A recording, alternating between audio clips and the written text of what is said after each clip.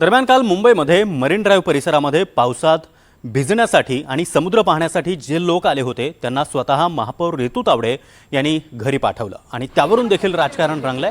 ठाकरे गटाच्या उपनेत्या सुषमा अंधारे यांनी महापौर रितू तावडे यांच्यावर जोरदार टीका केली आहे। नाचता येईना अंगण वाकडं अशा शब्दांमध्ये त्यांनी महापौरांवर निशाणा साधलेला होता आणि त्यावरून आज रितू तावडे यांनी पलटवार केला।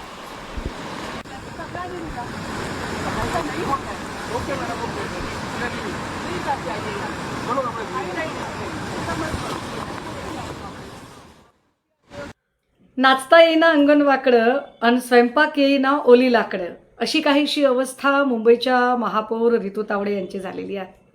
खरं तर मान्सूनपूर्व असणारी महापालिकेची कामं वेळेत पूर्ण झाली असती।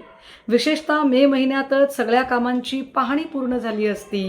म्हणजे पाण्याचे आउटलेट नीट आहेत का, सगळे मॅनहोल झाकलेले आहेत का, रस्त्यांची कामं डागडुजी व्यवस्थित झालेली आहे का, हे सगळं जर आधीच बघितलं असतं तर आत्ता रील्स काढण्याचीही वेळ आली नसती आणि विशेषतः पहिल्याच पावसात मुंबईची अशी दानादाने ही गलिच्छ राजकारण करून खोटे आरोप बोलतात ना, खोटं बोला पण रेटून बोला, ही जी पद्धत आता ह्या उभाटाने, कारण त्यांच्याकडे आता काहीच राहिलं नाही, त्यांची माणसं त्यांना सोडून चालली आहेत।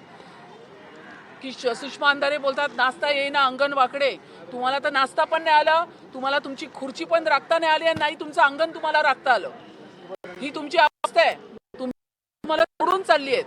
अशा पद्धतीने जर तुम्ही राजकारण करायचं ठरवलंच आहे तर आम्हालाही भरपूर करता येतं।